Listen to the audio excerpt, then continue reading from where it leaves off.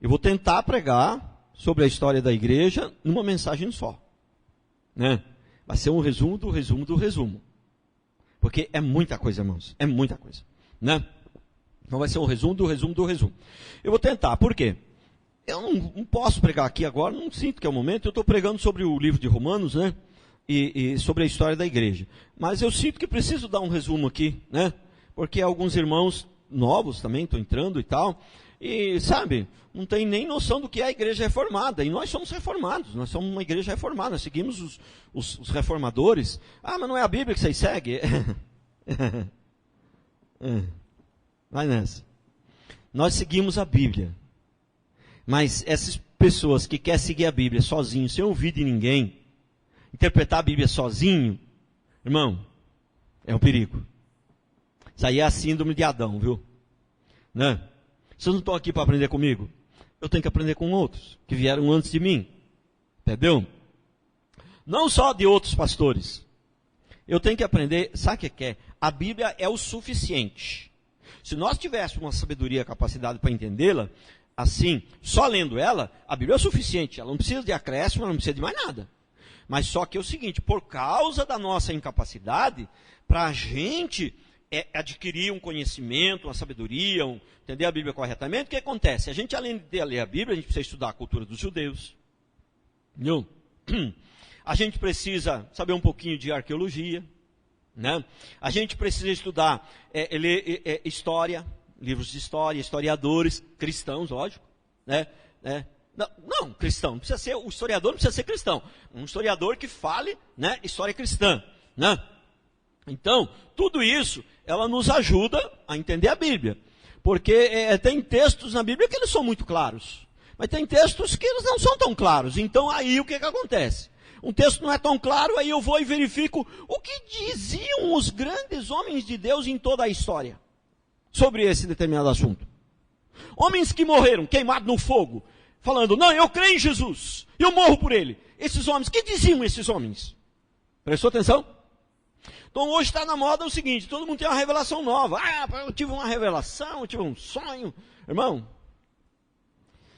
se eu estou lendo a Bíblia e eu tenho um entendimento de um texto, eu falo, puxa, mas isso aqui, primeira coisa que eu faço, sabe o que é? Tem mais algum grande homem de Deus, reconhecido, homem de Deus de verdade, na história, que creia, que entende assim como eu, não encontro ninguém, só eu que entendi assim. Lixo, lata do lixo. Entendeu? Lata do lixo. Né? Então é assim que é a vida cristã, entendeu? É esse negócio de querer achar que eu tive a revelação, eu sei do negócio, eu busquei, isso daí é complicado. Então, nós somos reformados, a igreja reformada, nós seguimos, né, como modelo a igreja, nós cremos que a igreja reformada, né, os reformadores, são os que mais são fiéis às escrituras sagradas, aos ensinamentos dos apóstolos, de Jesus e dos apóstolos, correto? Então, na verdade, eu quero falar mais, a minha mensagem hoje é mais sobre a reforma protestante, porque se eu for falar de toda a igreja, história de toda a igreja, aí que não dá mesmo, né? Então, a mensagem seria mais sobre a reforma protestante. Mas antes de falar sobre a reforma protestante, eu queria dar uma passadinha bem rápida, né, no início da igreja, a história da igreja, né? Então, o que acontece? Vamos começar por onde? Vamos começar do princípio. A igreja cristã começou com quem? Começou com Cristo. Veio, João Batista veio um pouquinho antes para anunciar Jesus e tal, mas ela começou com Cristo. E é por isso que ela se chama igreja cristã. Né? Porque seria ridículo, né, achar que a fundação Ayrton Senna, né, tem a fundação Ayrton Senna, né? Quem foi que fundou? Foi o Nelson Piquet. Mas peraí. Não dá, ela se chama Fundação Ayrton Senna porque, né? Então seria ridículo achar que a igreja cristã começou com outra pessoa, né? A igreja cristã começou com Cristo. Na verdade, a igreja cristã, Cristo fundou a igreja na cruz do Calvário. Né? A igreja foi fundada na cruz do Calvário. E ali deu sequência, né, com os apóstolos. Né? E então Cristo fundou a igreja. E esta igreja cristã de Cristo, a igreja cristã, nos modelos vamos prestar bem atenção que essa palavra, irmãos, ela é muito importante. Para você entender, você precisa estar bem atento. A igreja cristã, nos modelos corretos, no modelo dos apóstolos, ela durou só 3 séculos. Primeiro, segundo e o terceiro século. Só. E ela era muito perseguida, justamente por isso, por ela ser uma igreja cristã verdadeira. Né? E o Império Romano, ele perseguia a igreja e matava muita gente. Né? Os cristãos eram mortos assim, de batelada, por não negar a sua fé cristã. Isso durante os 3 primeiros séculos. Eles eram perseguidos e mortos pelo Império Romano. Mas, no ano 312, prestem bem atenção nisso, no ano 312, o Império Romano, ao invés de perseguir a igreja, ele começa a se juntar com a igreja. Né? Como foi isso? Né? Constantino era o imperador na época, e alguns historiadores dizem, né, que ele teve uma visão, um sonho, e viu, e Jesus viu uma cruz, Jesus mostrou para ele uma cruz, e aí ele era um comandante muito vencedor, muito guerreiro, muitas batalhas, havia vencido, mas ele estava para partir para uma batalha das maiores, das mais difíceis, né? E aí ele botou colocar uma cruz. Até hoje, né, muitos colocam a cruz. Nós não usamos cruz porque, né, achamos que não faz muito sentido. Mas também não tem nenhum problema quem usa uma cruz. Né? Mas ele usou a cruz. Ah, mas a cruz é o símbolo cristianismo. A cruz é o símbolo, mas, né? Mas Jesus, a cruz o que é o símbolo do cristianismo, não é a cruz, o desenho da cruz, é o que aconteceu na cruz do Calvário, né? Então, mas tudo bem, não tem problema nenhum. A questão aqui não é que se pode usar a cruz ou não. A questão é que ele mandou pintar então uma cruz no uniforme dos soldados. E ele foi e venceu a guerra, e a partir dali então ele se declarou cristão. Né? No ano 312, embora alguns historiadores dizem que foi no ano 313. Mas não faz muita diferença para nós. Deve ser algum critério diferente ali que o historiador usou, né? Então, entre 312 e 313, ele se declarou cristão. Então, o que acontece? Quando ele se declara cristão, o império, então, ao invés de perseguir a igreja, ele se junta à igreja. Bela estratégia, né? Então, mas o que dizem os historiadores é que Constantino, na verdade, ele se converteu de mentirinha. Né? Por quê? Porque ele dava 20 moedas de prata, o que era um valor altíssimo na época, né?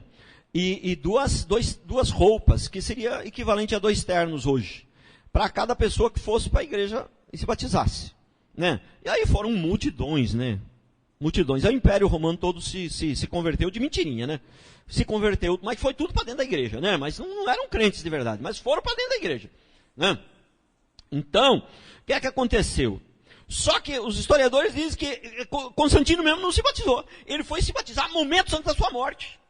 Então, poxa, ele dava moeda de prata, ele dava roupa, o pessoal vinha se batizar, e ele mesmo não se batizou? Ele se converteu e não se batizou? E você sabe que quem converte, a primeira coisa que quer fazer é se batizar. E por esse e por outros motivos, né, então sabemos que Constantino, na verdade, não converteu de verdade. Né? E ele se juntou, então, à igreja. Né? E o que acontece? Aí ele construiu esses prédios, né, onde abriga a igreja, que até então a igreja era só nas casas. E ali para o ano, mais ou menos, 390, quase final do 4º século aí, então, a igreja católica, a igreja cristã, né, a igreja, né, ela foi declarada, né, a igreja oficial do império. Entendeu? E aí, então, ela ganhou esse nome de igreja católica, isso que significa universal. Entendeu? Universal. E católica romana, porque, né, a ênfase ali está em Roma, né? Mas, o que acontece? Então, naquela época, na igreja primitiva, não havia um homem que ele fosse o líder da igreja. A igreja, ela era liderada pelos bispos, né? O que é a nossa igreja aqui, viu? a autoridade maior aqui da nossa igreja, em primeiro lugar, é a Bíblia. Em segundo lugar, não é o pastor Rodrigo nem eu. Em segundo lugar, é o presbitério. O que é o presbitério? É a reunião dos líderes da igreja, né, dos pastores da igreja, e decidirem juntos o que vai acontecer. Então, essa é a autoridade maior. Primeiro é a Bíblia, depois é o presbitério, depois é o pastor Rodrigo. Autoridade maior da Resgatar. Então, na época era assim. Não tinha um homem que era o líder máximo, né? Líder, em primeiro lugar, era a Bíblia, em segundo lugar, eram os bispos.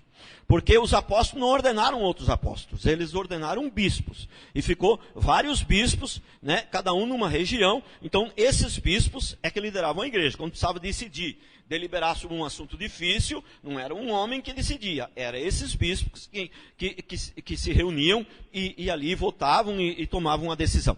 Então, mas aí, acontece o seguinte, esses bispos, com a entrada do Império Romano, com a entrada de Constantino, eles foram perdendo bastante autoridade, porque você está ali com o imperador dentro da igreja. A maioria das pessoas que estão na igreja não são convertidas de verdade, estão ali porque são amigos do imperador, o imperador deu a prata para eles e roupa para eles vir. Que autoridade tinha mais os bispos, né? Os bispos não tinham mais muita autoridade, né? Na verdade, quem tinha a autoridade era, né, o imperador. O imperador, ele mandava no império e mandava na igreja.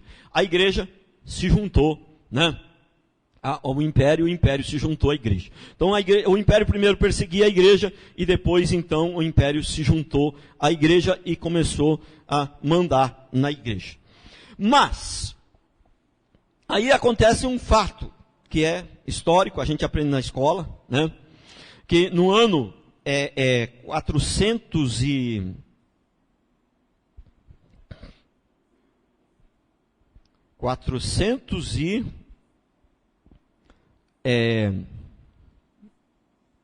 puxa vida.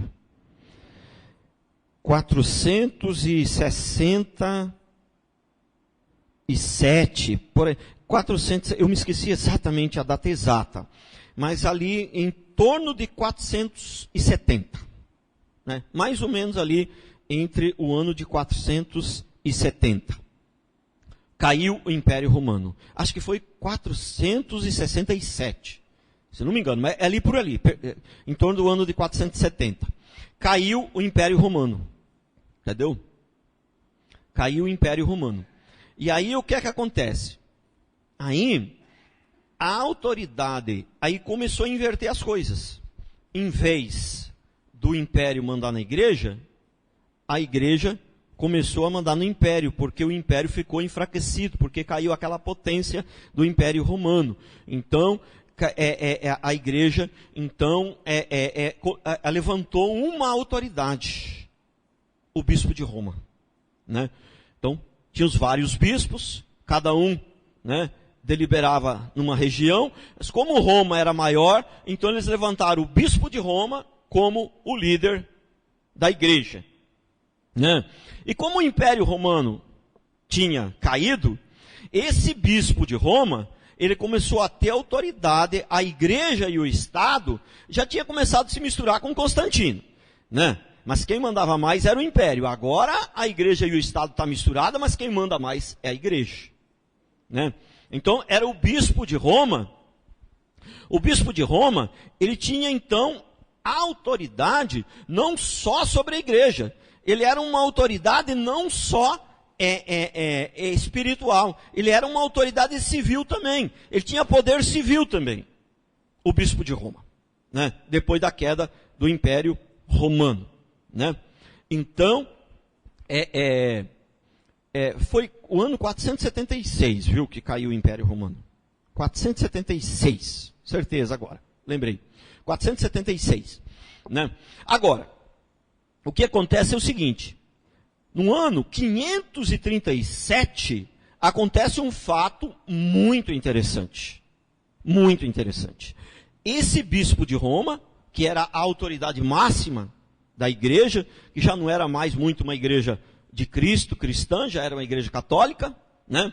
Igreja universal, católica, né? Romana. Universal, católico significa universal. Então a ideia deles universal era no sentido de única, única, não existir outra, a única, né? Era nesse sentido, esse era o sentido deles, né? Porque universal se refere a, né, total, né, universo, mas no sentido, também nesse sentido, mas principalmente no sentido de única, a única igreja, né? Então, nesse ano de 537, pela primeira vez, o bispo de Roma é chamado de Papa. Essa palavra Papa não existia, nunca foi ouvida até o ano de 537. Né? Então, ali foi chamado de Papa. Qual é o significado da palavra Papa? Papa é sumo pontífice, aquele que faz a ponte, o sumo sacerdote, o sacerdote maior, aquele que faz a ponte. Sumo pontífice, aquele que faz a ponte, também o intermediário entre Deus e o homem, né? Esse é o significado de Papa. Nós sabemos que isso é uma coisa gravíssima, que é uma heresia que agride a Bíblia de maneira, né, drástica, né? Porque a Bíblia é bem clara que, né, o único intermediário entre Deus e o homem é Jesus Cristo, né? Mas aí aí a partir daí, o que é que aconteceu? Né? A igreja católica, né? Essa igreja católica romana, essa igreja, né, universal aí, romana, ela então passou a ter poder de Estado total. Ela tinha poder de Estado, né? Vocês devem ter estudado na escola, essas são novas, a escola de hoje não ensina nada. Na minha idade, a gente estudava, aprendia na escola sobre a Inquisição, a Santa Inquisição, entendeu? Né? E coisas da Idade Média, a gente aprendia. Né? Hoje a escola não ensina essas coisas. Né? Pelo menos que eu saiba, não ensina. Né? E quando ensina, os alunos também não querem aprender, também aí fica difícil. Né? Um lado não quer ensinar, o outro não quer aprender, é complicado. Né? Mas aí, veja bem, aí com a queda do Império Romano, então veio a Idade Média. Alguns historiadores consideram a Idade Média, veio a Idade Média que é 1000 anos, aproximadamente 1000 anos, a partir da queda do Império Romano, 476, até o ano 1456, acho que foi, em torno de quase 1000 anos aí a Idade Média, né? E o período das trevas. E alguns historiadores dizem que o período das trevas foi os 1000 anos. Outros historiadores dizem que o período das trevas foi a segunda parte da Idade Média, né? Do ano 1000 até o ano quase o ano 1500. E eu até entendo, né, que a idade, essa segunda parte da Idade Média foi realmente um período pior, até mesmo porque, né? Porque a tal da Santa Inquisição foi no ano 1000 e pouco. Né? Foi no início desse segundo período da Idade Média. Né? E essa tal da Inquisição aí foi sanguinária. Né? Alguns estudiosos dizem, alguns historiadores dizem que matou mais do que todas as guerras. Né? Outros dizem que não matou tanto assim. Aí é uma convergência. Aí não tem aí há divergência entre os historiadores em relação a quantos morreram. Né? Alguns dizem que foram muitos que morreram, outros dizem que muitos foram julgados, mas que esses números aí não foram tantos assim que morreram, porque muitos foram julgados, mas nem todos que eram julgados eram mortos, né? E tal, por aí afora. Então há divergência nessa questão de números, a gente tem que tomar meio cuidado, né? Então, mas enfim, eu não posso falar muito da Idade Média, irmãos, porque a Idade Média, a história é tão longa e aí não dá. Entendeu? Aí não dá.